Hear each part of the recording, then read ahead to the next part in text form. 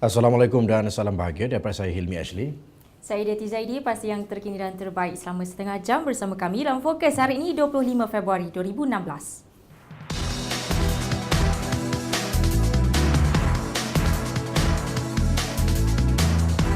Paparan utama Fokus hari ini 25 Februari 2016. Keuntungan bersihnya Maybank meningkat 6.84 bilion ringgit berakhir 31 Disember 2015. Sebaliknya, keuntungan tahun lepas DRB Highcom gagal dikekalkan. Keputusan beri pelindungan kepada pelarian Syria dan Iraq dikaji semula.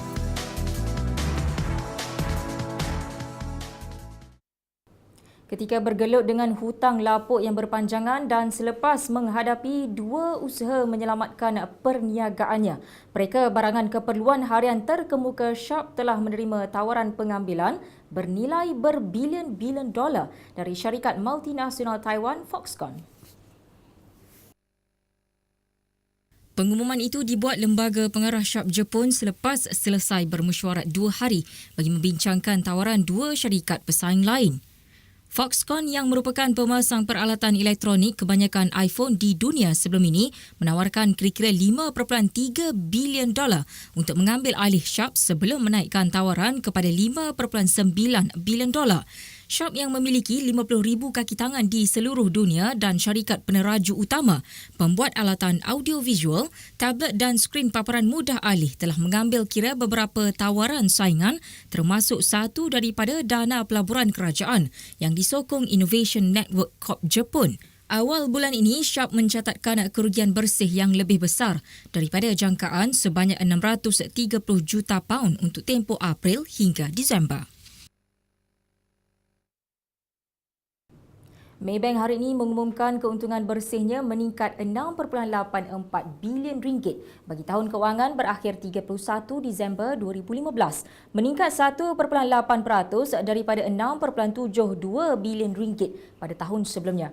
Dalam kenyataannya, Maybank berkata prestasi memberangsangkan kumpulan perbankan terbesar tempatan itu dibantu oleh peningkatan 14.6% pendapatan operasi bersihnya dalam tahun kewangan dikaji. Semasa mengumumkan perkara itu, Pengerusi Maybank Tan Sri Megat Zaharuddin Megat Muhammad Noor dalam sidang media siang tadi berkata, keuntungan sebelum cukai Maybank dalam tahun dikaji pula meningkat kepada 9.15 bilion ringgit berbanding 9.11 bilion ringgit tahun sebelumnya. Berikutan prestasi itu, Lembaga Pengarah Maybank mencadangkan dividen peringkat tunggal akhir 30 sen sesaham.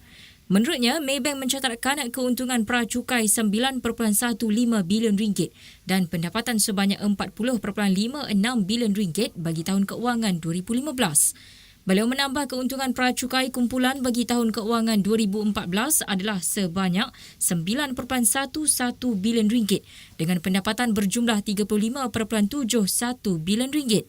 Dalam makluman kepada Bursa Malaysia hari ini, kumpulan perbankan itu berkata pendapatan faedah bersih dan pendapatan perbankan Islam bagi tahun keuangan berakhir 31 Disember 2015 meningkat 16% kepada 15.05 bilion ringgit berbanding tahun sebelumnya.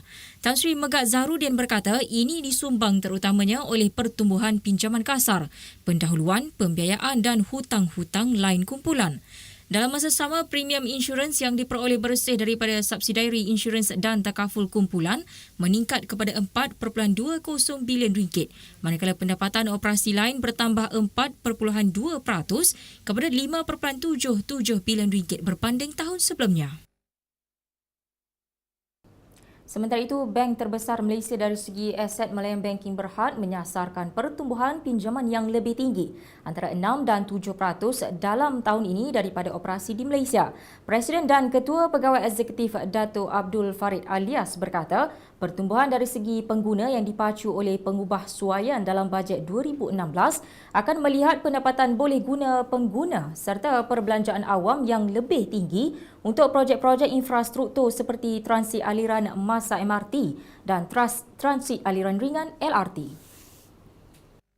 Datuk Abdul Farid menambah pertumbuhan pinjaman daripada operasi di Malaysia susut 5.3% disebabkan oleh pinjaman korporat yang lebih rendah. Beliau ketika bercakap mengenai keseluruhan pertumbuhan pinjaman tahun ini berkata, kumpulan itu menyasarkan pertumbuhan yang lebih rendah antara 8 dan 9% di tengah-tengah pertumbuhan ekonomi yang mencabar, terutama daripada operasi di Singapura. Bercakap kepada pemberita selepas mengumumkan prestasi kewangan kumpulan itu di Ibu Negara hari ini, Datuk Abdul Farid berkata bagi tahun kewangan berakhir 31 Disember 2015, Maybank mencatatkan pertumbuhan pinjaman sebanyak 12% selepas dipacu oleh operasi luar negara dan melebihi sasaran di antara 8 hingga 9% sebelum ini. Dalam perkembangan lain, Abdul Farid berkata Maybank meramalkan ringgit akan didagangkan dari tahap 4.1 dan 4.2 ringgit berbanding dolar Amerika sekarang ini kepada 4.20 ringgit menjelang akhir tahun, terutamanya didorong oleh lanskap politik yang lebih baik.